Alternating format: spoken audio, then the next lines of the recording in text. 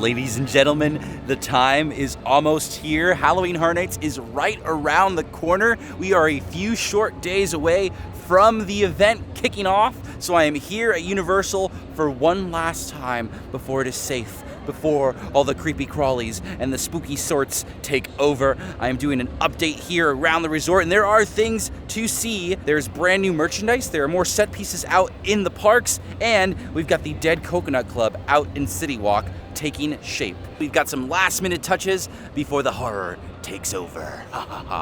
So welcome to the latest episode of Vincent Vision. Watcha!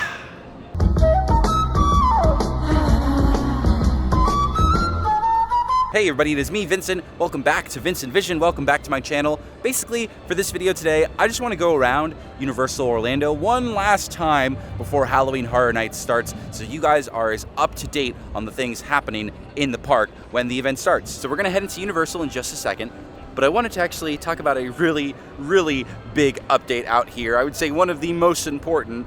Out here, they have set up the medallion. The arches have been decorated for Halloween Horror Nights. That is how we know we are ready to go. That's when it feels real to me. All the Scarezone construction is really great, but until I see the giant emblem out in the front and all the haunted houses wrapped around the arches, that's how I know, like, oh snap, it's Halloween Horror Nights time. So it is out here in all its glory. In a couple days, this will be filled with people. There will be music, lights, everyone waiting to get into the event. It's going to be really exciting. And speaking of exciting things happening outside of the parks, we're actually going to head back into City Walk so I can show you something I think is going to be very popular for people visiting Halloween Horror Nights every night. And this is also something that has never been done before. So let's go up to the second level and go check out the Dead Coconut Club. So I'm here in City Walk, which for some reason they haven't replaced the sign when you walk in. Get on that, Universal.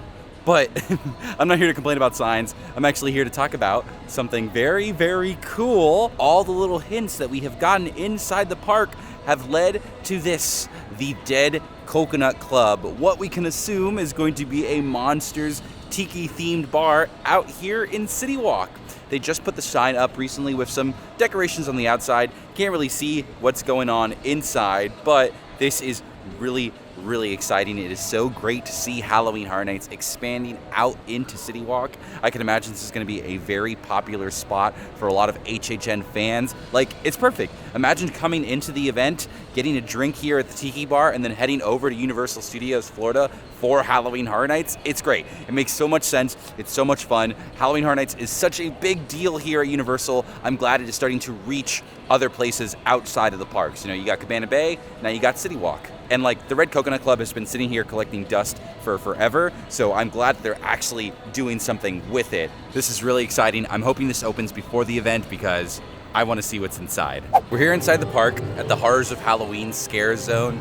Not much has been added here. A couple things have been moved around, like the big set pieces that showcase all the different scare zones throughout the park are kind of stretched out closer towards the pumpkin, which makes the whole scare zone feel like it's a lot longer. That's really cool.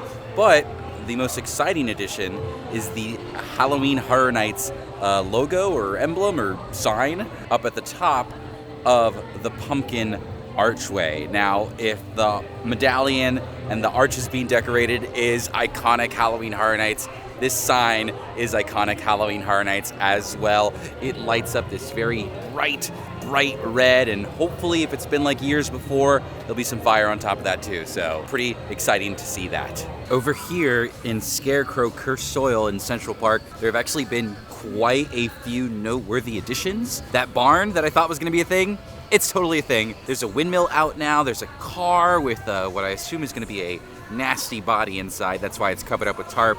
And they are really building that barn out. Now, it is not completely finished, but it is very plain to see that is going to be a spooky little walkthrough, a very scary way to enter the scare zone from the Hollywood area of the park.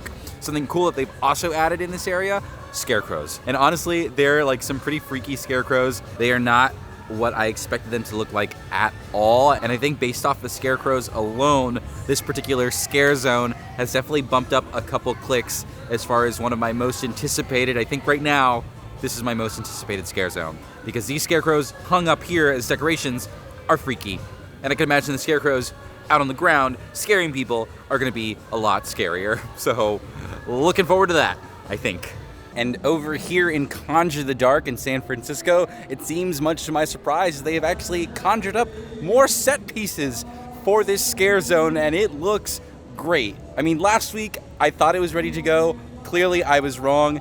It looks so much better now. There are giant, big set pieces for actors to hide it. There are some more spooky bodies covered up in tarp near the big stage where the witch's cauldron is. All the scare zones this year are shaping up to be really, really solid zones. I'm super excited to see them in person. We are still missing the equation of the lights, the actors, the music, the sound, all of those put together with the already amazing set pieces out here in the park. It's gonna be a really special year, I think. Towards the back of the park here, they have yet to put up the sign for Halloween Nightmare Fuel.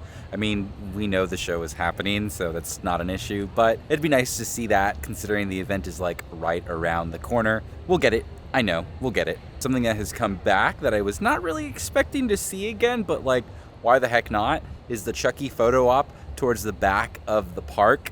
This is kind of in that area in between Diagon Alley and Springfield. They have this like Chucky thing where you can walk into the box and like take a picture, and it's, I guess, meant to promote the Chucky show on Sci-Fi. It's fine, it's a cool little photo, but if there's a really long line for it, like, don't worry about it. It really is just like an opportunity to take a picture in the box, and then there's like a little small strobe and a small little burst of air. Nothing happens. One little extra thing to do while you're here during Halloween Horror Nights. And like, Chucky is so popular, why not give him a presence here in the park? I mean, they sell his shirts. We now have a food booth themed to Chucky. Like, why not keep him in the park if we can use him?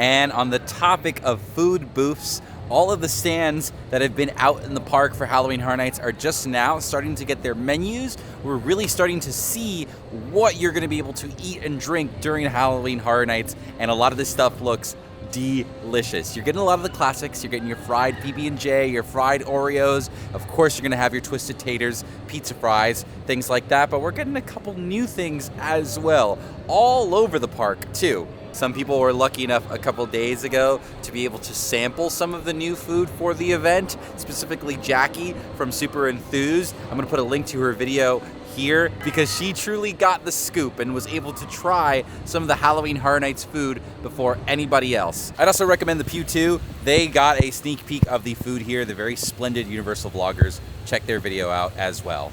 All I can provide for you right now is just what the menus look like, or what some of the menus look like at least, because, well, there's a lot. I will say though, which kind of makes me sad, I don't see any sort of Leatherface cherry pie like last year, which is quite a shame because I absolutely loved it. But I am very happy about one thing.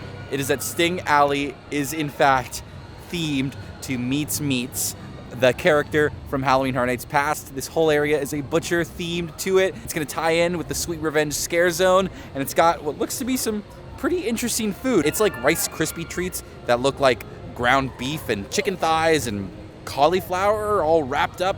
It looks delicious and disgusting, but mostly delicious. Or actually, mostly disgusting, honestly. We just gotta wait and see. Oh my God. Oh, it's starting to rain pretty bad, okay. Woo.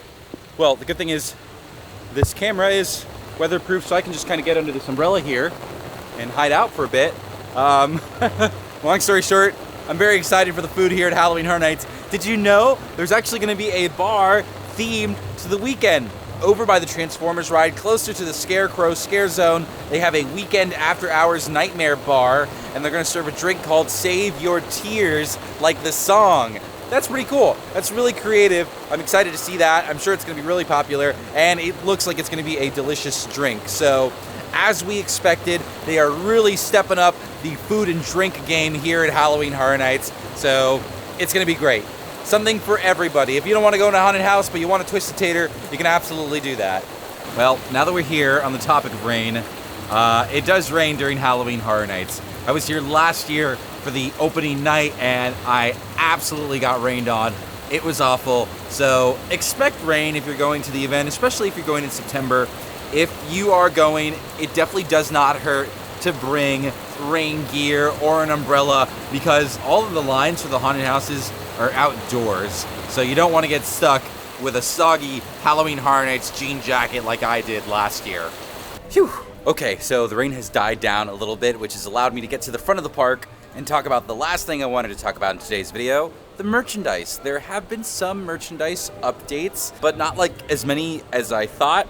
Like, I thought I was hallucinating. I saw a couple days ago on social media that they had put out new shirts, including the house shirt for the year. You know, the one that you buy where it says like Halloween Horror Nights on it, and then on the back it has all the haunted houses. They have it every single year. Like, I saw a picture of it, but I guess it's already gone, already snatched up. There is some new stuff that they haven't sold before. You can see it in the big Universal Studios store at the front of the park. They have a Horrors of Blumhouse shirt that actually looks really cool. Some of the new Studios Screamers stuff, which is like, I don't know, their version of Funko Pop, I guess. They have it on backpacks, they have a really fun hat, a button-down shirt, and a lot of the merchandise that we have already seen in the park, sort of that traditional Halloween style stuff. I think we're going to get a lot more merchandise drops once the Tribute Store does open up officially. I don't really remember if like last year it opened up before the event started, but that is where you're going to find all of your Halloween Horror Nights specific gear. There are still some shirts we haven't seen yet, like we haven't seen a shirt for the weekend specifically. I'm thinking that's probably going to show up closer to the event or in the Tribute Store, but we'll just have to wait and see. And that is all I've got, folks, for today's Park Pop-In. I hope you enjoyed these updates. Thank you guys for watching another Vincent Vision. Hope you had fun having fun with me. The next time you see me, it will be time for Halloween Horror Nights. I am so excited. I hope you are excited. If you are going for the very first time and if you are coming back to Halloween Horror Nights, I don't really need to be like excited for you because I know you're just as excited, if not even more. They're not done yet. There are still some things I'm sure we have yet to see, but it is exciting to see the park basically almost 100% ready for Halloween Horror Nights season. It's gonna be a great one, and I hope you guys are looking forward to my videos because I'm looking forward to them too. And I got a lot of fun ideas planned. I got a lot of fun trips planned. It's gonna be great. So until then, thank you guys for watching Vincent Vision, and I will see you at the next one. Bye-bye.